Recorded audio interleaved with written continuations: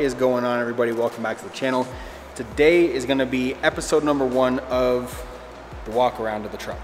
I've been getting a lot of requests to start this so you guys can see exactly what I'm running on my build here, as well as some other recommendations here and there. I've done, let's see, let's dive into this just a little bit to start this. I'm on my second bed rack, my second tent, my second roof rack, my third set of wheels, my second suspension setup, my third leaf pack setup, third upper control arm setup, second full armor setup, I think I already said bed rack, second headlight setup, second light setup, second tail light setup. Yeah, I've done a few things. So this will be a fun walk around, kind of explain to you guys what I'm running now and why I run it, and we'll go from there. I'll link some stuff below for the stuff that I talk about today if I have a code for it, to help you guys if you want to do the same thing that I'm doing for a little discount. Let's dive in.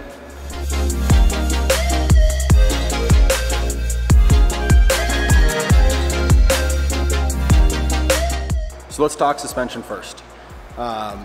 Suspension is such a broad thing to talk about, and it's hard to be like, hey, get this kit because it's the best kit on the market. That's not true, right? Depending on what you want to do with your truck is what kind of kit you should get. Now, with that being said, if you just want the aesthetic look of it, you're not really going to take it on any trails, maybe a forest service road or a dirt road to a hike, that's different. You can get away with just a Bilstein 5100 kit with an add-a-leaf in the back. You'll get the lift, your ride will be a little bit better than the factory, and you'll get that aesthetic look that you want. Now for me, I wanted something that could do it all, right? So external resis, and they're large resis with large amounts of shock oil there to help with cooling, as well as fully adjustable up front. I can choose spring rates. There's 2.5-inch shocks, front and rear. And that's just what I wanted. This is my second suspension setup. Surprise, I'm changing it again. That'll be a different video. But I had the Bilstein 6112 5160 kit with an add-a-leaf when I first got the truck. Like a lot of you, when you first start building your truck, you probably don't know much. I came from the stance car scene with air ride suspension, 3-piece wheels. When I got this truck, I had no idea what I was doing. Talked to people on Instagram, watched YouTube videos, and now I know a little bit.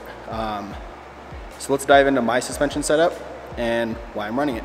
All right, so here is the front setup of my suspension. Like I said, locked off-road 2.5-inch shocks. I'm running 650-pound 14-inch iBox springs. I've got the SPC upper control arms up there and Dirt King lowers. Now, like I said before, this is my third upper control arm setup. And what I actually did was I went from SPC. I honestly had a little bit of bad luck with them. They replaced ball joints, it was fine. But then I went to Dirt King just to try something out to see if it would be any better. Dirt Kings on 35s rub a little bit, and 33s they're fine. But I went back to the SPCs and I've been really happy with them and what they've been able to offer me alignment wise, right? But like I said before, here's your adjustment knob for your resis, for the compression of the shock. I think there's 23 clicks on there. The resis are pretty large. They come with the bracket and everything you need to mount them, as well as obviously the suspension. The springs are iBox, so I mean those are the best springs you can get in the game. Fully adjustable. I don't know if you guys can see up here, but you can see the threads on how you adjust the shock there. So the more that you compress that spring down, the less down travel you have, but more height you'll gain up front. Now I have the truck set at about 3 inches, almost exactly 3 inches up front.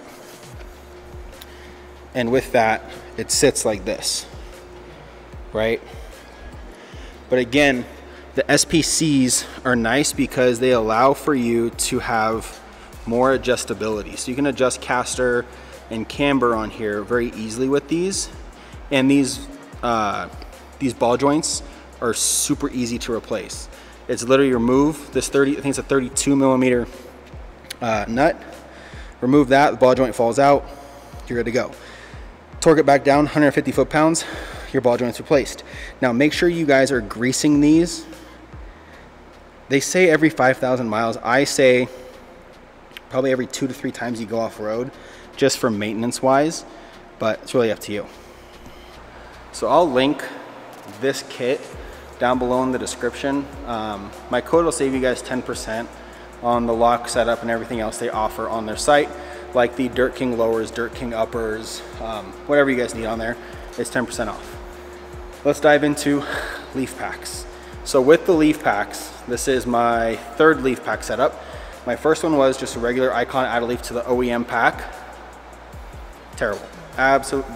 You add any weight to the back of your truck, it's gonna flatten out very shortly and not gonna last very long. Second setup was the Dobinson Stage 2 leaf packs. Those were honestly great. They did fine.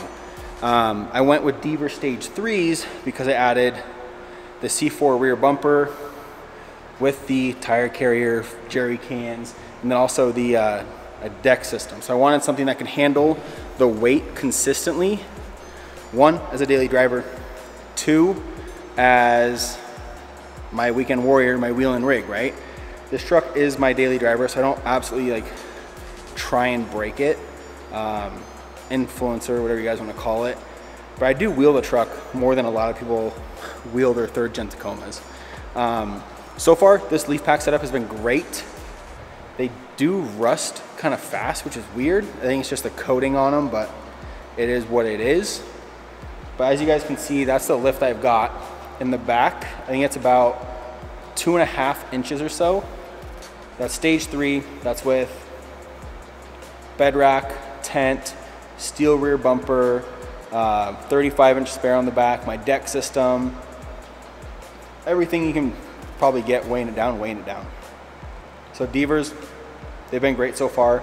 They ride really nice. They're not super like stiff, but that's also because of the weight. So get your weight for what you guys are gonna have in the back consistently, right? I also have these paired with the Banff hangers, which I'll actually try and show you guys because these things are beefy. Check these things out. All right, these are the Banff hangers, and I have the HD shackles as well. These things are absolute pure beef. As you can see, I've dropped the truck on them a couple times. They have been amazing. Now, if I did this with how much weight I have in the back of the truck with the stock hangers, oh, I'd be having a real bad day. These things are solid steel. They're thick as hell. And the factory ones are just paper thin. They're not made to be dropped on like that. But these things have been absolutely solid. They make the ride a little bit better. They help keep the rear tires planted on the ground, which is really nice. So if you're going over washboards, it helps keep everything nice and planted and solid, as well as help with articulation. And these shackles, the ones that come with the truck, are like the hangers, thin. These ones are the same steel as the hangers, so they're beefy too, and they're all grade 8 hardware. Actually, not that bad of an install either, if you have patience. Yeah, highly recommend these guys as well. Archive makes another good kit. DRT is coming out with their kit, as well as Rego has their new hanger kit as well. Here is some of that rust that I was telling you guys about on the Deavers. These are 3-4 months old now. You can see that rust on them. It's not a big deal, but just seems kind of silly. But overall, they've been great. Other than that, all right, so that's the suspension, the upper control arms, the leaf packs, as well as the hangers. Let's dive into wheels and tires. Now for me, I think, everybody says, oh, first 3 things to do are suspension, wheels, and tires. Tires are kind of a gimme, you know? If you're going from 16-inch wheels that come with the truck from the factory, and you're going to a 17, you're not gonna be like, oh, I did my first 3 mods, lift, wheels, tires. You did your first 2 mods, lift, wheels, and tires, because you have to get the tires to go with the wheels. But let's dive into wheels and what I chose to run and why I chose to run them. Let's go. So I went with the RRW, so Relations Race wheels, the RR7H, and the H is for hybrid. Now, the hybrid meaning I can run these as just a regular wheel. I can run them with the protection rings on the outside, so not a true bead lock, but something to help protect the wheel, because these things are all investments, right? They're not good investments, but they're for an aesthetic look or to go wheeling. Now, what I did was I did the bronze R7 hybrids, H's, in the 17 by 8.5 -25 offset, because I wanted more of a poke. Now, you don't have to run a -25. That's what it'll look like in the rear. But I'm also clearing my power brake big brake kit, which will be another video, and I highly recommend, if you guys are trying to do a build like mine, upgrade your brakes. It's very, very overlooked, and I think it shouldn't be. But back to wheels. So bronze R7H hybrids. I did the true beadlock ring just because I wanted to have the ability to basically air down to a lower PSI than normal. And these things have been great. I don't know if you guys can see the rashes and everything on them. They took a beating in Moab. These things were brand new before Moab, and they definitely did their job. We did 3 or 4 trails, and I aired them down to 10. By the time we were done with the trail, I was sitting at 8 PSI. I wasn't worried about it. These rings have been phenomenal. RRW has been phenomenal to work with. Jack over there has gotten me everything I've needed. So if you guys haven't already, I'll link it at the end of this video, but the install of the beadlock rings with these tires, because they're a thicker bead tire, and what you have to do to get them to fit. Now for tires, I did the Yokohama Geolander G003s, and this is their mud terrain. As you guys can see, it looks really aggressive. I think they have one of the best looking sidewalls that you can get on a tire. These are my 3rd set of these guys, and the reason I went with them is because if you compare them to a lot of other mud terrain tires, these guys are quieter, they're lighter, they're in my opinion the best looking, and they perform really well in snow, mud, rocks, dirt, loose gravel. Everything I've taken these things on, they've done really, really well. Now, the only complaint that I found about these tires is they don't do well in the rain. If you guys don't have weight in the back of your truck, a lot of tires aren't going to do good in the rain because there's no weight to hold it down. It's an empty bed. I have the weight in the back, and I can floor this thing in the rain, and these things don't budge. So they do really, really well for me. Like I said, this is my 3rd set. So far, every set I've had, I've never worn them all the way down. I've always changed wheels before I wear them all the way down. But I have put roughly 30,000 miles on my 1st set, and they wore amazingly evenly. It was nuts. But if you compare these to other mud terrains, they're usually lighter, they're quieter, and I think they're the best looking. Now, a lot of guys are like, oh no, Toyos are the only way to go, blah, blah, blah. Hype. Don't buy it. The Toyo, if you compare the Toyos to these in a 35-inch by 12.5-inch wide, 17 diameter, the Toyos are almost 8 pounds heavier per tire. Now, when you're talking about running a 35 on a Tacoma with all of this added weight, and then you're adding almost 32 pounds of rotational mass on stock brakes, it adds up really, really fast. Now, when I went to these, I added my armor and everything like that. On the stock brakes, the truck felt like it wanted to push through the brakes. It was not good. A lot of guys will say, no, it stops just fine. Your brakes are screaming, my guy. Upgrade your brakes. But this helps prevent some of that stress on your brakes. Because these tires are lighter, almost 8 pounds per, compared to the Toyo mud terrains, they're also quieter. The only thing that Toyo has is I think they have a longer tread life. But again, so far, these things have been phenomenal. Yokohama, I love your tires. I would love to get another set of wheels and put all-terrains on there for, you know, long distance trips, but we've taken long distance trips in this truck with these tires, and they're not too loud. Like, I can have a full-on conversation with my wife inside. I can have my window down right next to a barrier. They're not howling at me. They've been great. Absolutely my favorite tire I've run so far. So let's recap the episode number 1 of this walk around video. Locked off-road 2.5 shocks, fully adjustable up front. You have your choice of 600, 650, 700 pound iBox springs, 14-inch long. You have the resis up front and rear. You can adjust the ride height up front. They've been great for me. We're actually doing, I work very closely with Locked, and the new kits that when you guys order, if you guys go to the link below today, use promo code TheDarkYota, the new kit that you guys are gonna receive is gonna be identical to mine. It's just valved a little bit differently. So as I've had this kit, I've been working with Riley over at Lock to re-valve them and get them kind of dialed in for your Tacoma. Now, if you do decide to order this kit, use my code, you'll actually get my logo on the shock as well as the Locked Off-Road logo, which is pretty cool, I think. I run the SPC upper control arms for adjustability, especially with 35s.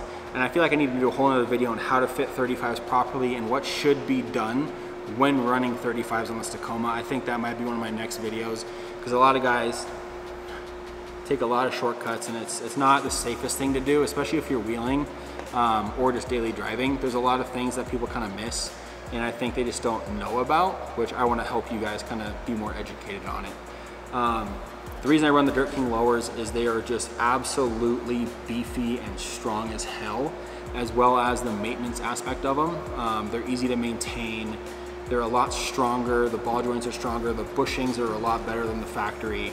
They're able to take more of a beating and more of a consistent beating on trails. Leaf packs, like I said, Dobinson's leaf packs, I really, really like them. I wanted to try Deavers. So far they've been great, minus the rust. I'm not really too worried about the rust, to be honest with you guys. Pair those Deavers with the Banff hangers. The truck ride's great. The rear has really, really nice articulation with those shocks, with the Deavers, with the Banff hangers. And I know if I drop the truck on those hangers, I'll keep going. I don't have to worry about them. They're essentially like a leaf pack skid, if you will. Which will be another video later on, skids, C4. But yeah, I hope this kind of helps you guys. You guys can kind of see what I'm running for, like the main first mods is suspension, wheels, tires, and kind of how it all ties together. So your front shocks are going to provide your lift up front. Being fully adjustable is a bonus. Having the resis helps with cooling off-road as the shock is compressing and rebounding over and over and over again. That shock oil through that resi kind of flows through and helps cool the shock front and rear. But yeah, next video I'm probably gonna do racks. So I'll do the roof rack, the bed rack, and I might dive into some lighting for you guys and kind of show you what I run, why I run it, and really how it's different. Until next time, guys, if you're new and you enjoyed this video, make sure to like, comment, subscribe, hit the little bells for notifications for more videos like this one. I'm gonna link the Relations Race Wheel beadlock install video at the end here, so you guys can go check that out to see if you want to run these wheels with the beadlock or just a protection ring. It's up to you. Until next time, guys, peace.